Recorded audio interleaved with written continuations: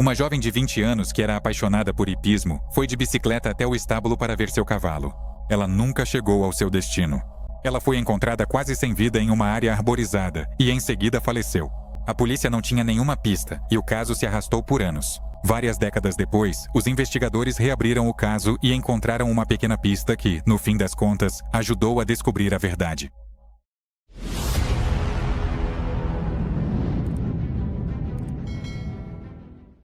Amigos, depois de assistir, recomendo que deem uma olhada no meu canal do Telegram, onde publico diariamente para vocês notícias criminais interessantes do mundo todo, sem censura.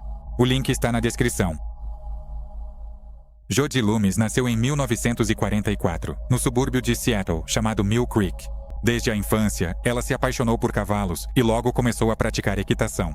Ela também era muito interessada em desenho e chegou até a pintar as paredes do seu quarto com ilustrações de cavalos. Após terminar a escola, Jodi planejava estudar para se tornar enfermeira. Além disso, ela começou a ajudar ativamente cavalos feridos, cuidando deles em um estábulo local. A jovem não conseguia imaginar sua vida sem esses animais e tentava passar o máximo de tempo possível com eles. Jodi morava com seus pais e sua irmã mais nova. Em 1972, quando ela tinha 20 anos, a jovem ficou noiva de um rapaz chamado Jim. Em breve, eles planejavam se casar, e até lá moravam na casa dos pais dela. No dia 23 de agosto daquele ano, Jodi decidiu ir até os estábulos para ver os cavalos. Normalmente, seu pai a levava de carro, mas naquele dia ele estava ocupado. A jovem decidiu ir até lá de bicicleta e saiu de casa depois do meio-dia. Apesar de Jodi já ser adulta, sua mãe ainda se preocupava com ela e pediu que não demorasse até escurecer. Ela lhe deu algumas moedas para que, se necessário, pudesse ligar para a casa de um telefone público. O tempo passava e a jovem ainda não havia voltado. Seus pais começaram a ficar seriamente preocupados e, à medida que a noite se aproximava, a preocupação deles se transformou em pânico. Jodi já deveria ter voltado há muito tempo, ou pelo menos ter entrado em contato com eles pelo telefone público. Em determinado momento, os familiares decidiram procurar a polícia. Eles ligaram para o 911, relataram o desaparecimento da filha e ficaram esperando os policiais, que deveriam chegar para registrar a ocorrência. No entanto, por volta das 11 da noite, policiais bateram à porta deles para comunicar à família uma notícia chocante. Jodi foi encontrada na rua, quase sem vida, mas faleceu a caminho do hospital. Ao ouvir a notícia, a mãe dela caiu no chão, enquanto o pai não conseguia pronunciar uma palavra, em estado de choque. Os peritos determinaram que Jodi sofreu vários ferimentos graves, além de um tiro na cabeça. O criminoso também violentou a jovem, depois a deixou entre as árvores perto da estrada por onde ela deveria passar a caminho dos estábulos. Os detetives constataram que Jodi nunca chegou ao seu destino. Após entrevistar os moradores da região, eles reconstruíram uma cronologia aproximada dos acontecimentos. Logo depois de sair de casa, a jovem passou na casa de uma amiga e vizinha para convidá-la para passear, mas como ela estava ocupada, Jodi seguiu sozinha. No final da rua, ela passou por uma menina que vendia maçãs. Desde então, ninguém mais viu a jovem, até que, por volta das 5:30 da tarde, ela foi encontrada em uma área arborizada próxima à estrada. Um homem e uma mulher passavam de carro e notaram algo estranho perto de uma árvore caída. Eles pararam e se aproximaram, encontrando Jodi ali, quase sem vida. Ela estava toda ensanguentada, mas ainda respirava. A jovem estava praticamente sem roupas. O motorista inicialmente pensou em ir até o telefone público mais próximo para ligar para a ambulância. Mas no final, ele decidiu levar a garota ao hospital por conta própria, pois seria mais rápido. Os ferimentos dela pareciam graves demais, então cada minuto contava. Apesar de terem conseguido levar Jodi ao hospital mais próximo em 15 minutos, ela morreu no caminho. Logo depois disso, a polícia entrou no caso. Após conversarem com as pessoas que levaram a garota ao hospital, eles foram até o local onde ela foi encontrada, na esperança de encontrar ao menos alguma pista. A bicicleta de Jodi estava caída a cerca de 50 metros dali. Os investigadores também descobriram que ela havia levado de casa uma cabeçada de cavalo, mas não conseguiram encontrá-la. Segundo as pessoas que encontraram a garota, ela estava vestindo apenas botas e roupa íntima. O restante das roupas foi encontrado próximo ao local e entregue aos peritos, mas isso não trouxe nenhuma pista. Além disso, no local do assassinato foi encontrada uma cápsula vazia. No entanto, nem essa evidência pôde ajudar a encontrar o culpado. Os detetives não tinham absolutamente nenhuma pista, por isso começaram a considerar todas as possibilidades.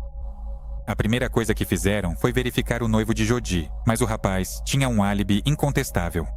Por uma coincidência bastante macabra, ele trabalhava justamente no hospital para onde a garota foi levada.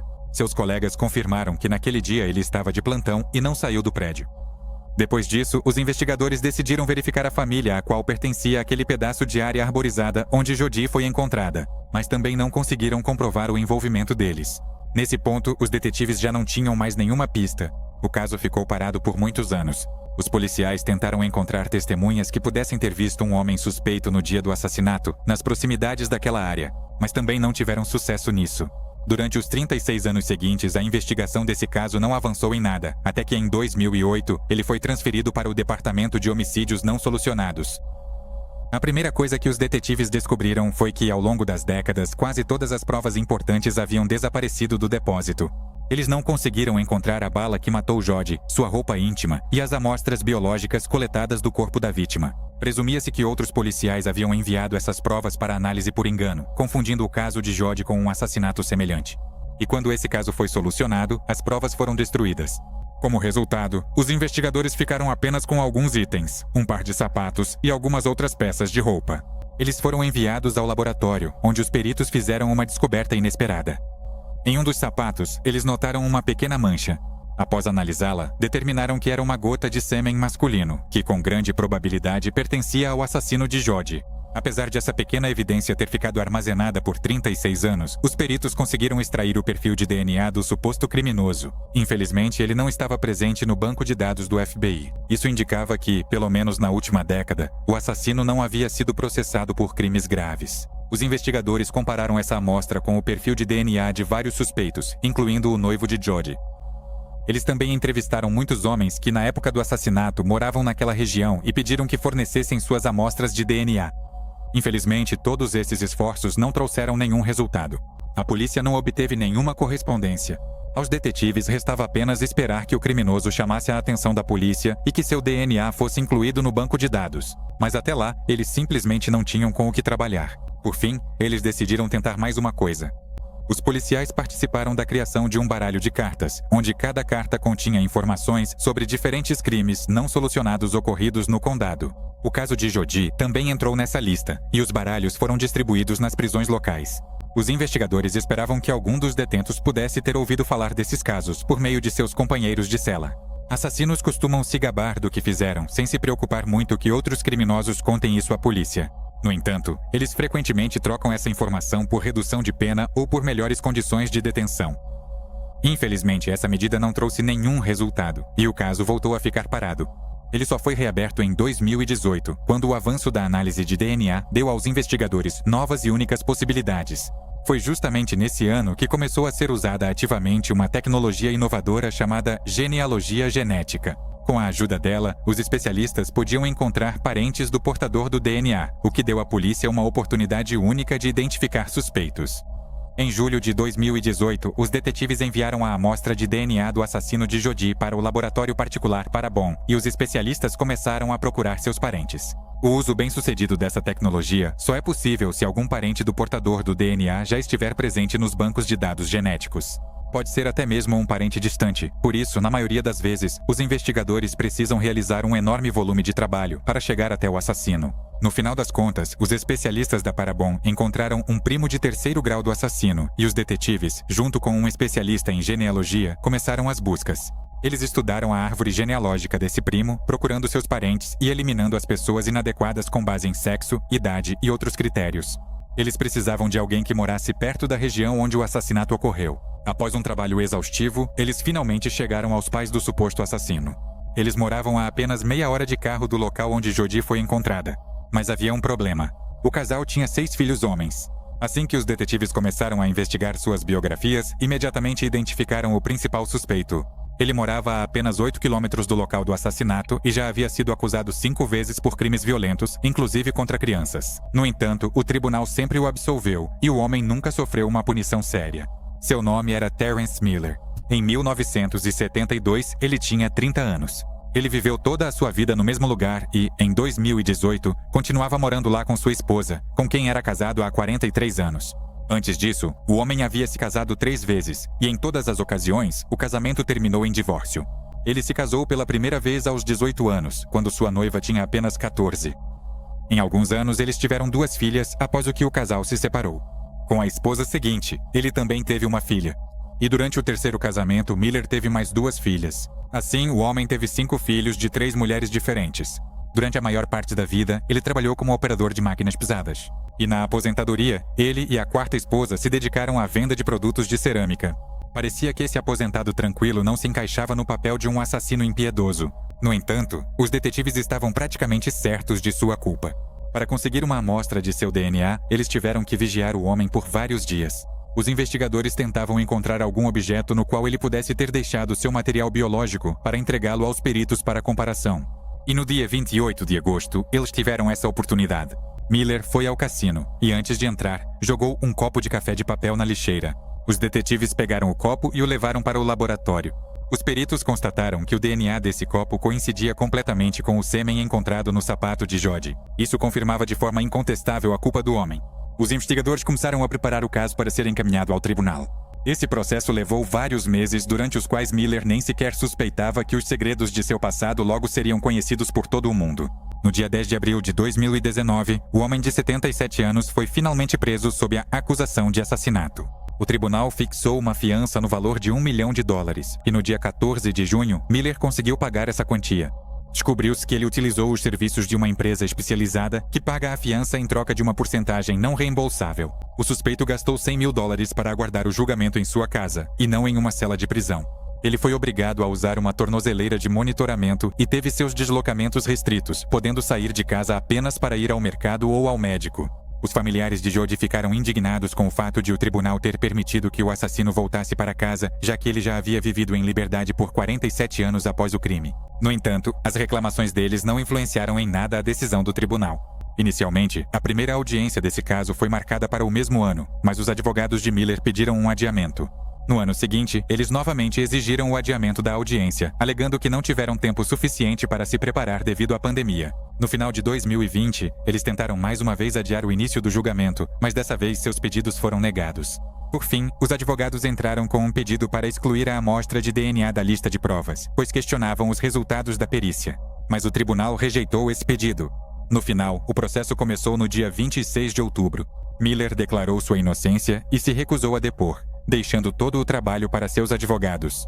Os adiamentos constantes das sessões tiveram um impacto negativo no processo judicial. O homem que encontrou o corpo de Jodi morreu alguns meses antes do início do julgamento, tendo conseguido gravar seu depoimento em vídeo pouco antes de falecer. Os advogados de Miller aproveitaram esse fato e tentaram acusá-lo do assassinato, argumentando sua posição com vários fatos. Em primeiro lugar, esse homem inicialmente deu à polícia várias razões diferentes para explicar por que ele e sua acompanhante estavam naquela área de mata. Inicialmente, ele afirmou que eles planejavam praticar tiro, por isso decidiram ir o mais longe possível das casas residenciais. No entanto, mais tarde descobriu-se que o homem tinha um caso com sua acompanhante, e na época ele escondia esse fato de sua esposa. Em segundo lugar, ele possuía uma arma calibre 22, igual à bala que matou Jodi. No momento do início do julgamento, sua amante ainda estava viva, mas sofria de câncer. Apesar disso, ela conseguiu comparecer à audiência e contou sua versão dos acontecimentos. A mulher afirmou que naquele dia eles queriam ficar a sós na floresta, mas acabaram encontrando Jodi lá. Eles tentaram levá-la ao hospital, mas não conseguiram a tempo. A mulher negou as acusações do advogado de que ela e o amante poderiam estar envolvidos nesse assassinato. Em seguida, os advogados começaram a contestar os resultados da perícia de DNA, questionando o profissionalismo dos peritos que coletaram a amostra do sapato de Jodi. Eles também apontaram que, durante a análise do calçado nos anos 70, os peritos criminais não notaram essa mancha. A acusação considerava que todos esses argumentos eram infundados. A análise de DNA foi realizada de acordo com todas as normas. E o fato de haver vestígios de sêmen de Miller no sapato da jovem assassinada é simplesmente inquestionável. O próprio suspeito disse aos advogados que não conhecia Jodi e nunca a tinha visto na vida.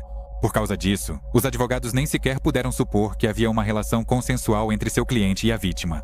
Curiosamente, os sapatos que Jodi usava naquele dia pertenciam à sua irmã mais nova. Ela os pegou sem avisar para ir até as cavalariças, e esse detalhe confundiu um pouco os participantes do julgamento.